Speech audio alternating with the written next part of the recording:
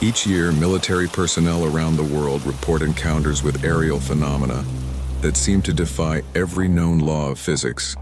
and challenge our understanding of what's possible in modern warfare. It occurs so frequently that classified departments within the Pentagon, NATO, and other major military organizations have been established specifically to investigate these unexplained incidents, with budgets running into the hundreds of millions of dollars annually. The Gulf War of 1991 saw over 697,000 American troops deployed to the harsh deserts of Kuwait and Iraq, where the combination of advanced military technology, extreme environmental conditions, and the psychological stress of combat created a perfect storm for encounters that military brass would prefer to keep buried in classified files forever. For a brief period during the final weeks of Operation Desert Storm, one elite reconnaissance unit would witness something so extraordinary and terrifying that it would forever change how the Department of Defense approaches unexplained aerial phenomena in combat zones. But what exactly was the entity that stalked American forces in the endless expanse of the Al-Anbar Desert? And why did an entire platoon of battle-hardened soldiers simply vanish from official military records, as if they had never existed at all?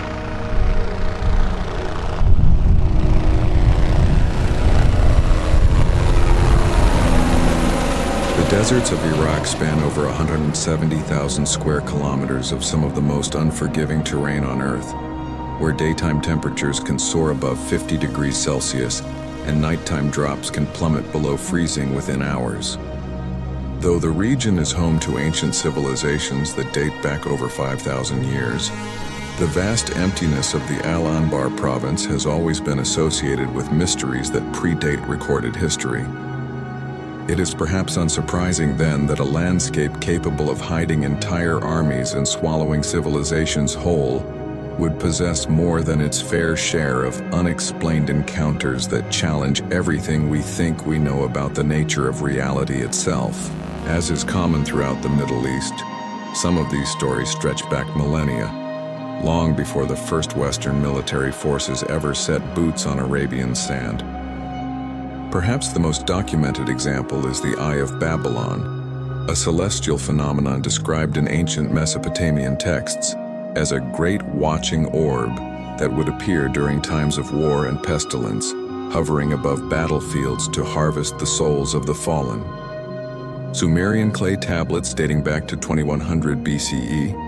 describe this entity as having the appearance of a massive eye in the sky, surrounded by what scribes called the light that devours flesh but spares bone. These accounts were initially dismissed by modern archaeologists as religious mythology, or primitive attempts to explain natural phenomena like solar eclipses or atmospheric disturbances. Then there are the more recent incidents that military historians have quietly documented, but never officially acknowledged. During the British Mandate period in the 1920s, an entire patrol of the Royal Air Force Regiment reported encountering a flying eye the size of a cathedral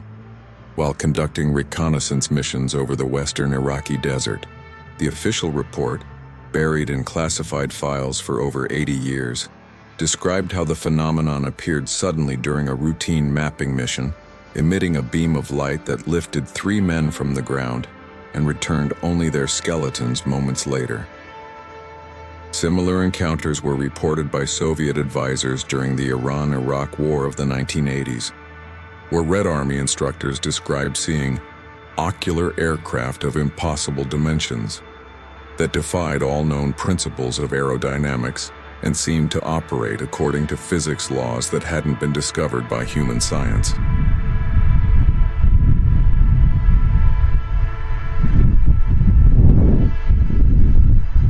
On the evening of March 15, 1991, just days after the official ceasefire that ended Operation Desert Storm, a reconnaissance unit from the 3rd Armored Cavalry Regiment's Delta Company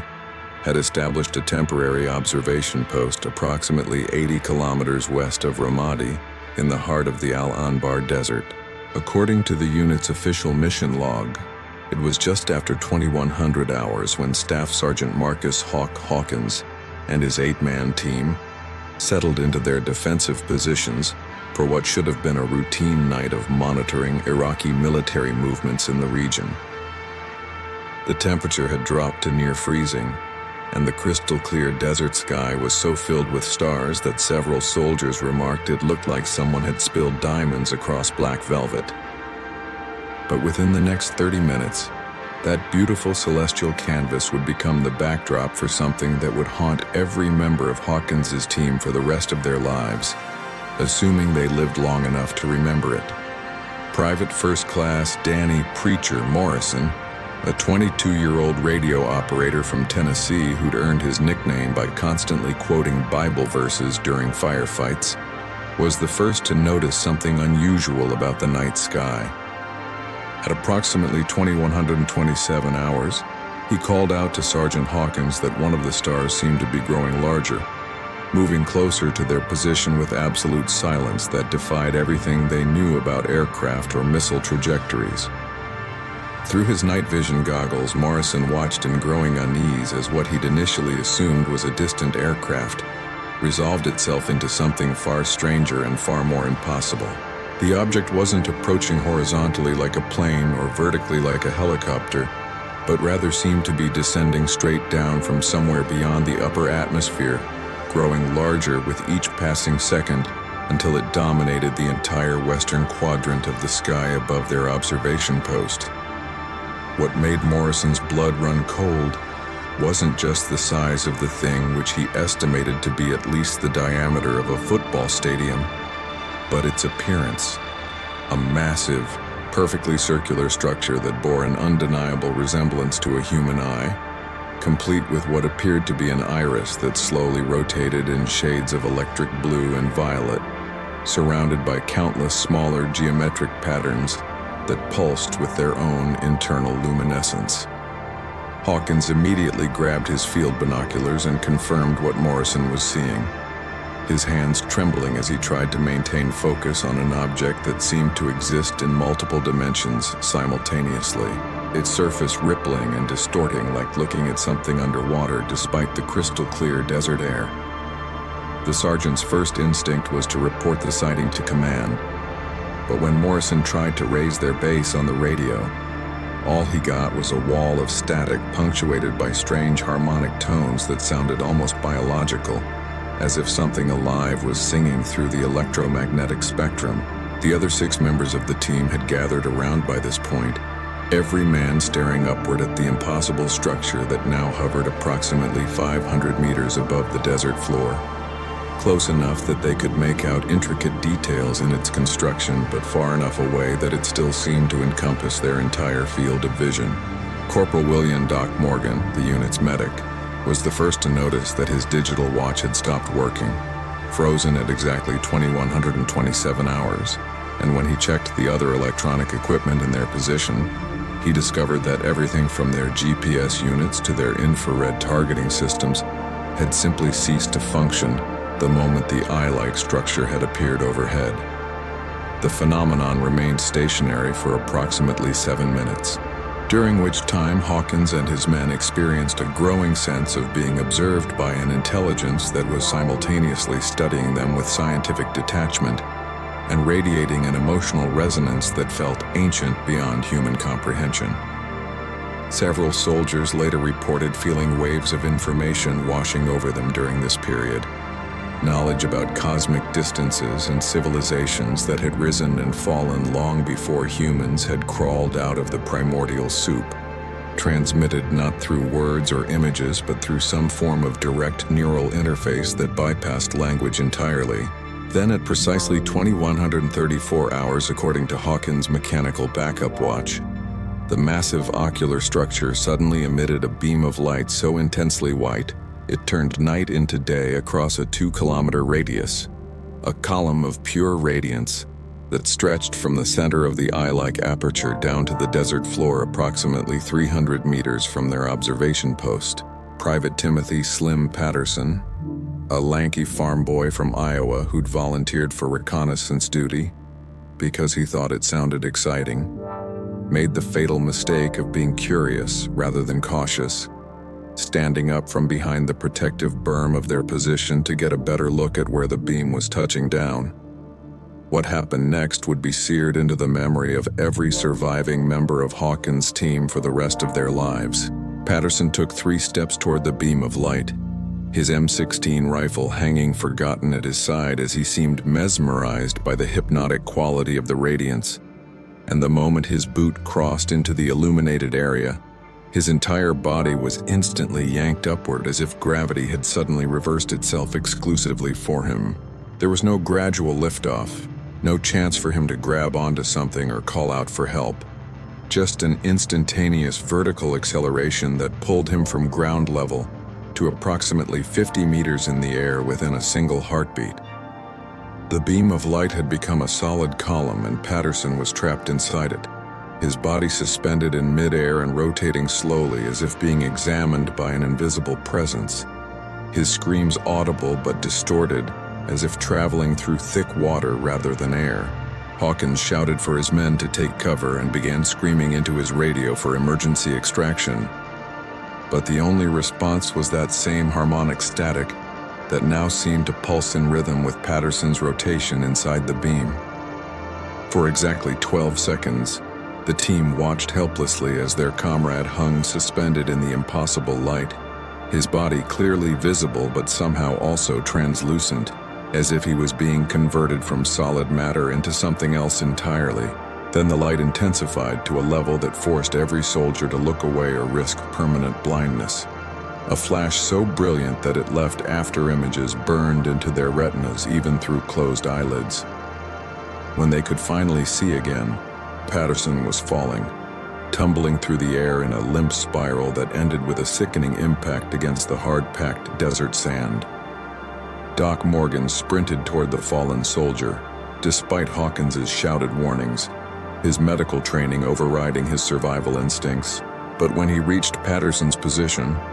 what he found made him vomit violently into the sand. It wasn't a body he'd discovered, but rather a perfectly articulated skeleton,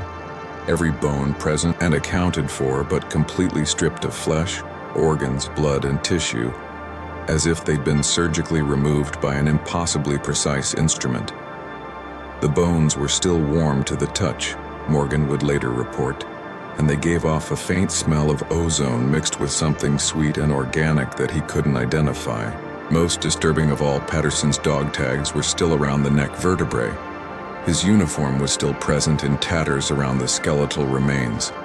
but everything biological had been removed with such thoroughness that even the bone marrow appeared to have been extracted, leaving behind hollow calcium structures that gleamed white in the starlight.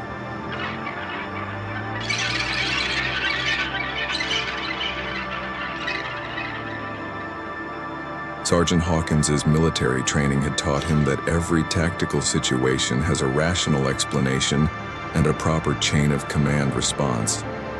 But as he stared at the skeletal remains of Private Patterson, illuminated by the otherworldly glow still emanating from the massive eye structure hovering above them, his 15 years of combat experience provided absolutely no framework for processing what had just occurred. His first instinct was to establish communication with command and request immediate evacuation for his team. But every attempt to raise their base station on the radio resulted in nothing but that strange harmonic interference that seemed to carry information in frequencies the human brain wasn't designed to interpret. Corporal Rodriguez, the team's communications specialist, worked frantically to bypass whatever was jamming their signals, cycling through every available frequency and even attempting to use the emergency beacon that was supposed to be fail-safe in any situation. Nothing worked. It was as if the massive ocular entity above them had created an electromagnetic dead zone that extended for miles in every direction, isolating Hawkins and his 7 remaining men from any possibility of outside assistance or even basic radio contact with friendly forces. The breakthrough in understanding what they were facing came from an unexpected source. Specialist Aaron Professor Goldstein,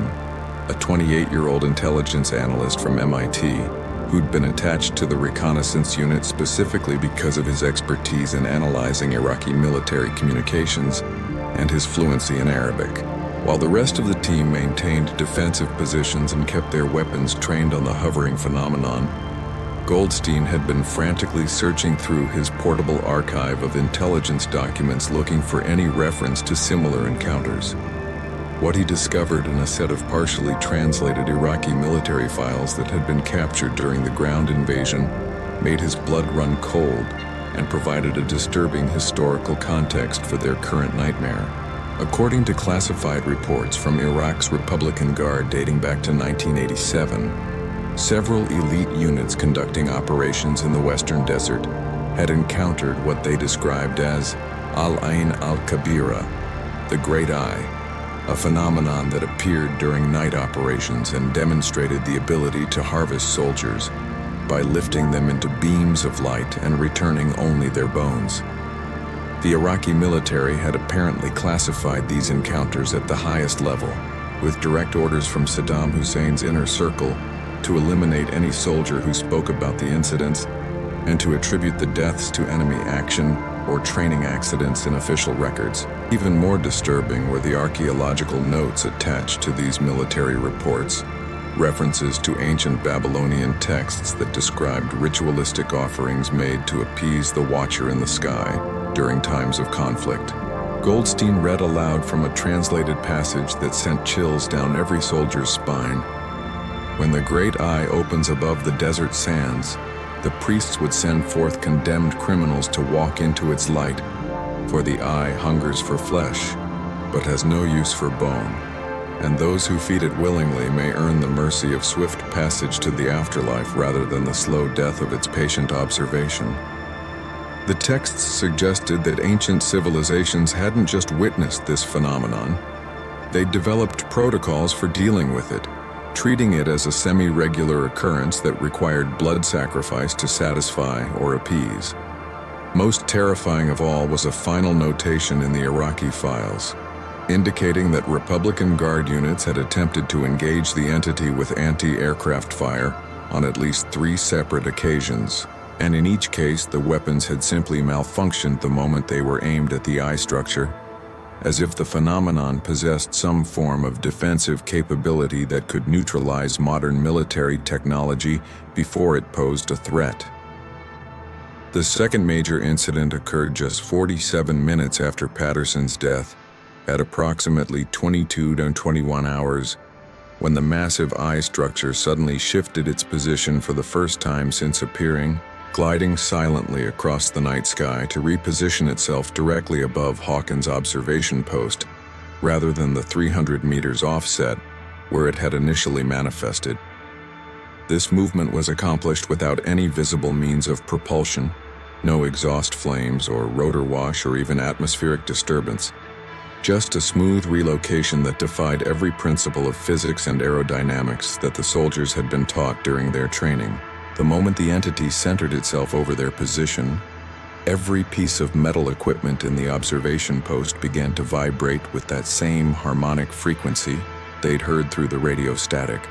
creating a resonance that made their teeth ache and their bones feel like tuning forks being struck by an invisible mallet. Private Louis Joker Williams, a wisecracking New Yorker who'd kept everyone's spirits up with his constant jokes and impressions, made the mistake of looking directly up at the eye structure through his night vision goggles, and the intense burst of infrared radiation that pulsed from the entity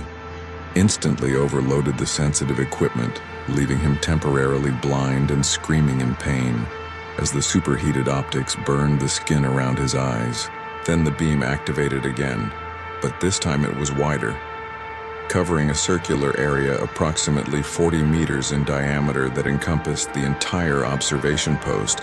and left no avenue for escape. Hawkins felt the pull immediately, a tugging sensation that started in his chest and seemed to reach down into his molecular structure, trying to separate his body from the ground like some invisible force was attempting to override the fundamental attraction between mass and earth. Doc Morgan, who'd been kneeling beside Patterson's skeletal remains trying to understand the medical impossibility of what he was examining, suddenly found himself lifted 3 feet off the ground before Sergeant Hawkins managed to grab his leg and pull him back down. both men struggling against a force that felt like fighting against a riptide in the ocean, but operating in a vertical direction through air rather than water. The light intensified moment by moment, growing from that initial white-blue radiance to something that seemed to exist beyond the normal spectrum of visible light, colors that human eyes weren't designed to perceive, creating afterimages that looked like mathematical equations, and geometric patterns burned directly into their retinas. Corporal Sarah Ice Winters, the only female member of the team and their designated marksman with over 40 confirmed kills during Desert Storm, made a desperate decision that probably saved the entire unit from sharing Patterson's fate. Remembering the Iraqi reports about weapons malfunctioning, she reasoned that the entity might be specifically targeting electronic systems and modern technology, so she grabbed one of the unit's emergency flare guns, a completely mechanical device with no electronic components, and fired 3 phosphorus flares directly into the beam of light above them. The effect was immediate and dramatic. The moment the burning flares entered the column of light, the harmonic vibration ceased, the pulling force vanished, and the entire eye structure seemed to recoil upward, as if physically struck by something unexpected. The massive ocular entity retracted its beam within seconds, rising rapidly into the upper atmosphere, while the flares burned bright red against the night sky. And within 30 seconds of Winter's desperate gambit, the phenomenon had vanished completely, leaving behind nothing but a sky full of stars and 7 traumatized soldiers huddled around the skeleton of their fallen comrade, wondering if they'd just imagined the entire encounter, or if they'd somehow stumbled into a nightmare that existed at the intersection of ancient mythology and modern warfare.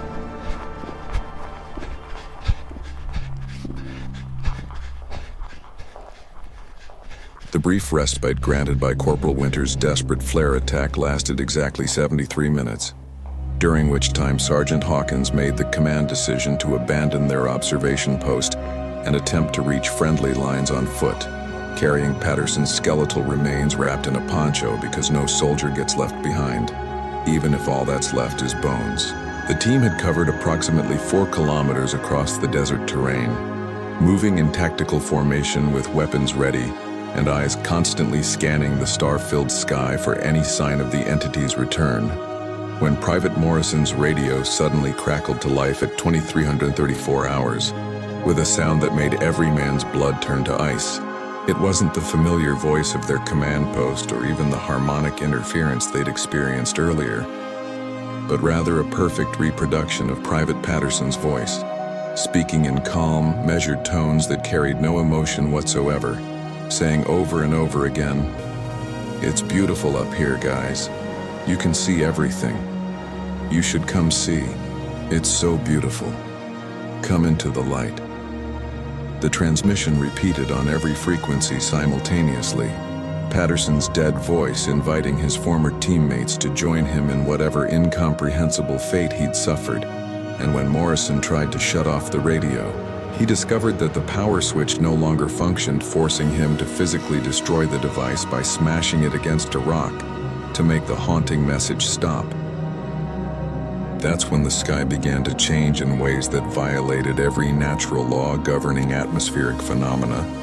and celestial mechanics. Starting from the western horizon and spreading across the entire visible dome of the heavens like an infection, the stars themselves seemed to shift and rearrange, forming patterns that the human brain recognized as meaningful, even though no constellation had ever existed in those configurations. Specialist Goldstein, whose MIT education included extensive coursework in astronomy and physics, watched in growing horror as Orion's belt twisted into a spiral. The Big Dipper inverted itself into an impossible geometry, and entirely new star formations appeared in areas of the sky that should have been empty space, creating what looked like a massive eye made of stellar light watching them from every direction simultaneously. The temperature dropped so rapidly that frost began forming on their weapons and gear, despite the fact that it was late March in the Iraqi desert, where nighttime temperatures rarely fell below 10 degrees Celsius, and the air itself seemed to thicken into something that resisted their movement, making every step feel like pushing through invisible molasses that grew more resistant with each meter they traveled. Then the eye structure returned, but this time it didn't appear alone. At precisely 23:47 hours, 7 identical ocular entities materialized in the sky around Hawkins' fleeing team, each one the size of a football stadium and positioned at equal distances to form a perfect circle approximately 1 kilometer in diameter, with the soldiers trapped at the exact center of this geometric prison. The entities hovered at different altitudes, creating a three-dimensional cage of observation that made it clear the team was completely surrounded with no possibility of escape or evasion. Each massive eye possessed its own unique coloration in the iris-like structure at its center, ranging from electric blue to deep violet, to colors that didn't have names in any human language, shades that seemed to exist outside the normal electromagnetic spectrum and caused physical pain to look at directly. Corporal Rodriguez was the first to break under the psychological pressure of being observed by 7 impossible entities simultaneously, his mind simply refusing to process what his eyes were reporting and causing him to drop his weapon and fall to his knees, screaming in Spanish about angels and demons and the end of the world. Doc Morgan tried to sedate him with an emergency tranquilizer from his medical kit, but the moment the needle penetrated Rodriguez's skin, the fluid inside the syringe turned black and viscous, as if the entity's presence was somehow corrupting organic chemistry itself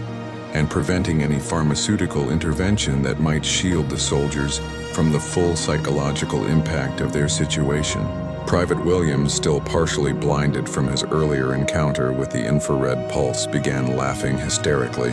and claiming he could see through time itself, describing events from his childhood that he'd forgotten decades ago, mixed with visions of his own death in vivid detail, his consciousness apparently fragmenting under exposure to whatever reality-warping field the entities were generating. The climax came when all 7 eye structures simultaneously activated their beams, creating 7 columns of light that descended from the hovering entities and began systematically sweeping across the desert floor, like searchlights hunting for prey, moving in complex mathematical patterns that seemed designed to herd the soldiers toward the center of the formation, where all 7 beams would eventually converge. Hawkins realized with growing horror that the entities weren't trying to capture them immediately, but rather were conducting some form of elaborate hunt or collection process, giving the team brief moments to dodge and evade each beam, while slowly eliminating any avenue of escape and driving them toward an inevitable conclusion. Specialist Goldstein shouted calculations about the beam patterns, trying to identify safe zones where the team might find temporary shelter. But every time they moved toward what looked like a gap in the coverage, one of the entities would shift position slightly to close that opening, demonstrating a level of coordinated intelligence and tactical thinking that suggested these weren't mindless phenomena, but rather entities capable of strategy and cooperative behavior. Corporal Winters made one final desperate attempt to replicate her earlier success with the flare gun, firing all remaining phosphorus flares at multiple entities simultaneously. But this time, the eye structures were prepared for the tactic. The moment the flares entered the beams of light, they simply stopped in midair as if frozen in time, hanging suspended and motionless while continuing to burn, their chemical reactions continuing, but their physical movement completely arrested by whatever force the entities controlled. Then, in a display that shattered any remaining hope the team might have had for survival, the 7 eye structures began to pulse in perfect synchronization, creating a harmonic resonance that made reality itself seem to vibrate at a frequency that caused the soldiers' molecular structures to blur at the edges, as if the boundary between their physical bodies and the surrounding air was becoming permeable. The beams of light began to converge toward the center of the formation, where Hawkins and his team huddled together in their final defensive position, preparing to meet whatever incomprehensible fate awaited them. When those 7 columns of reality-defying radiance finally merged into a single, inescapable prison of light that would harvest them just as it had harvested Patterson, leaving behind nothing but bones to mark their passage through a universe far stranger and more terrifying than any of them had imagined possible during their brief careers as soldiers in America's modern military machine.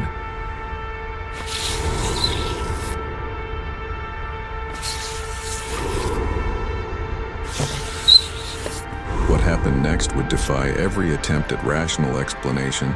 and challenge the fundamental assumptions that military strategists make about the nature of warfare and the limits of human survival in impossible situations. At the exact moment when the 7 beams of light were mere seconds from converging on Hawkins's huddled team, creating what should have been an inescapable trap that would reduce them all to skeletal remains like Patterson, the eastern horizon suddenly erupted with a light show that had nothing to do with the alien entities and everything to do with overwhelming American military firepower responding to a crisis they couldn't possibly understand. Unknown to Hawkins and his isolated team,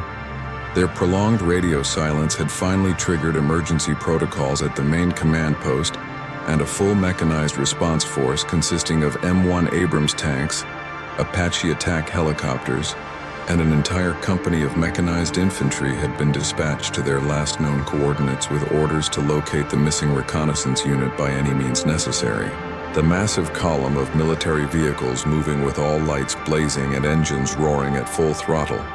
created enough electromagnetic interference, heat signatures, and seismic vibrations to register as a significant threat, even to entities that operated according to physics laws beyond human comprehension. The effect on the eye structures was immediate and completely unexpected,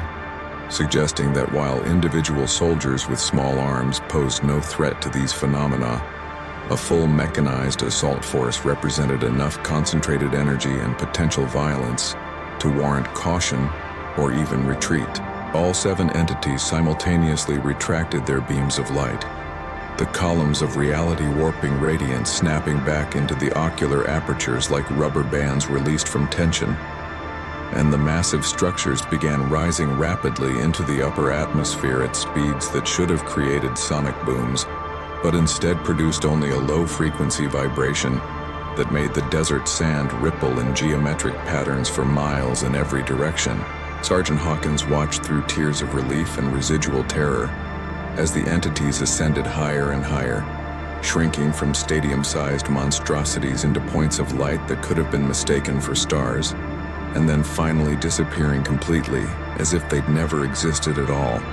leaving behind nothing but a sky that had returned to its normal configuration, and 7 traumatized soldiers who could barely believe they were still alive, and still possessed their flesh, rather than having been reduced to clean white bones scattered across the Iraqi desert. The rescue force reached Hawkins' position at 0017 hours on March 16th, their headlights illuminating a scene that the commanding officer, Major Robert Thorne, would later describe in his classified report as unlike anything encountered in 3 decades of military service across multiple theaters of operation. The 7 surviving members of the reconnaissance team were found in various states of psychological collapse, with Rodriguez still screaming in Spanish about angels of death, Williams babbling incoherently about seeing through time and space simultaneously, and even the normally unflappable Sergeant Hawkins reduced to a catatonic state where he could only point repeatedly at the sky and whisper, "7 eyes," over and over again like a broken record. Doc Morgan was the only team member still functional enough to provide any kind of coherent report, and even his account was so filled with impossible details and reality-defying phenomena that Major Thorne initially assumed the entire unit had been exposed to some form of Iraqi chemical weapon that induced mass hallucinations and severe psychological trauma. That assessment changed rapidly when the rescue force discovered Patterson's skeletal remains still wrapped in the poncho. Every bone present and accounted for, but completely stripped of all biological tissue in a manner that no known weapon or natural process could achieve, the calcium structures still giving off that faint smell of ozone and sweet organic decay that Doc Morgan had noted hours earlier. The major immediately secured the remains and ordered his men to collect soil samples, radiation readings, and photographic evidence of the site. But every piece of electronic equipment brought within 50 meters of where the eye structures had hovered experienced immediate and catastrophic failure, cameras refusing to function, Geiger counters displaying impossible readings that fluctuated between 0 and off-the-scale measurements, and even the diesel engines on several vehicles sputtering and dying, as if the area itself had been contaminated with something that interfered with combustion reactions at a molecular level. Most disturbing of all were the marks left in the desert sand. 7 perfect circles approximately 200 meters in diameter, where the ground had been compressed with such force that the individual grains of sand had fused together into a glass-like substance, creating crystalline patterns that reflected starlight in colors that hurt to look at directly and seemed to shift between solid and liquid states depending on the angle of observation. Major Thorne made the command decision that would ultimately save the survivors from spending the rest of their lives in military psychiatric facilities or worse, being disappeared into black site research programs where scientists would study them like laboratory specimens trying to understand exposure to phenomena beyond human comprehension. He ordered his entire rescue force to withdraw immediately, taking the 7 survivors and Patterson's remains but leaving all the physical evidence behind, and then personally called in an airstrike on the location using the authorization codes reserved for chemical weapon contamination sites that required immediate sterilization. Within 30 minutes, a pair of F-16 Fighting Falcons dropped a full payload of high explosive ordnance on the coordinates, creating a crater nearly 100 meters deep that obliterated any trace of the glass circles, the observation post, and anything else that might serve as evidence of what had transpired in that stretch of Iraqi desert. As the convoy transported Hawkins and his shell-shocked team back toward friendly lines, several soldiers reported seeing lights in the sky following them at a distance, 7 points of luminescence that maintained perfect geometric spacing and seemed to be observing the retreat with patient alien intelligence. But Major Thorne ordered everyone to keep their eyes on the road and pretend they saw nothing, understanding that some truths are too dangerous to acknowledge and some enemies are too incomprehensible to fight with conventional military doctrine.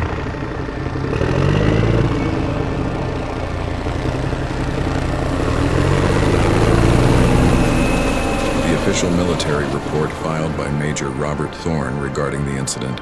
classified the entire event as combat stress reaction, exacerbated by chemical exposure from inadequately secured Iraqi weapons depots, and within 72 hours of their extraction from the Al-Anbar Desert. All 7 surviving members of Sergeant Hawkins's reconnaissance team had been quietly transferred to separate military hospitals across 3 different continents under medical quarantine protocols that prevented them from communicating with each other or their families. Private Patterson's skeletal remains were officially attributed to catastrophic burn injuries sustained during ammunition cook-off, and his family received a closed casket funeral with full military honors in Tennessee, never knowing that what lay inside that flag-draped box were bones so thoroughly stripped of biological material that forensic examiners couldn't even extract DNA samples for positive identification. The crater created by the F-16 airstrike was labeled as a suspected chemical weapons cache requiring emergency neutralization. And within weeks, the entire area had been declared off limits to all military and civilian personnel, with satellite imagery of the region mysteriously corrupted or classified at levels that prevented even senior intelligence officials from accessing the visual records of what had transpired in that stretch of Iraqi desert on the night of March 15, 1991. The survivors themselves were processed through a military medical system that seemed less interested in healing their psychological trauma and more focused on ensuring their silence through a combination of intensive debriefing sessions, psychiatric evaluations that questioned their sanity, and not so subtle threats about what would happen to soldiers who spread unfounded rumors that undermine military readiness and public confidence in command decisions. Sergeant Marcus Hawkins was medically retired within 6 months with a diagnosis of severe PTSD with psychotic features. His 15 years of exemplary service reduced to a medical file that portrayed him as mentally unstable and unreliable, living out his remaining years in a veterans facility in Arizona, where he would wake up screaming about eyes in the sky at least 3 nights per week, until his death from a sudden heart attack in 2003. Corporal Sarah Winters fared slightly better, accepting an early retirement package that came with a generous pension and a non-disclosure agreement that she signed without reading, moving to a remote cabin in Montana, where she installed so many lights around her property that it could be seen from orbit, unable to tolerate darkness or star-filled skies, without experiencing panic attacks that left her hyperventilating and reaching for weapons that were no longer there. Private Timothy Patterson's parents never stopped asking questions about how their son died, filing Freedom of Information Act requests that were denied on national security grounds, and hiring private investigators who mysteriously dropped the case after brief conversations with military officials who arrived at their offices without appointments or identification.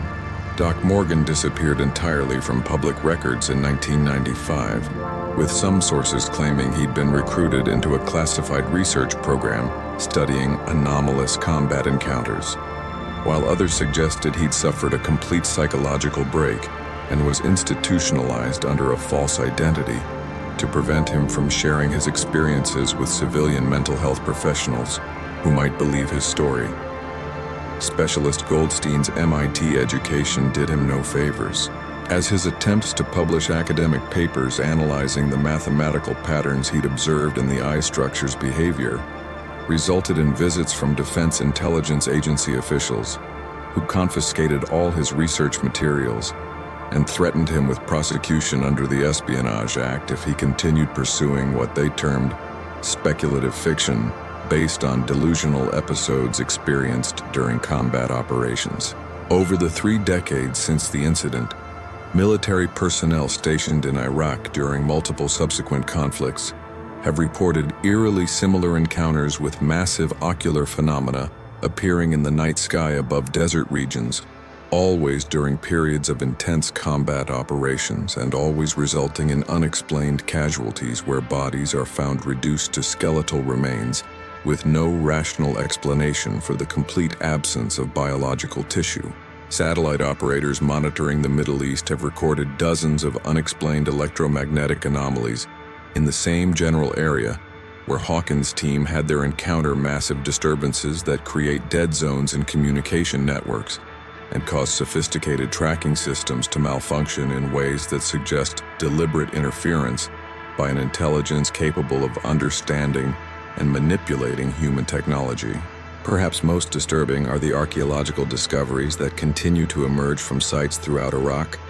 and surrounding regions, ancient Sumerian and Babylonian texts that describe in remarkable detail the same phenomenon witnessed by Hawkins and his team over 5,000 years ago, suggesting that whatever those eye structures are,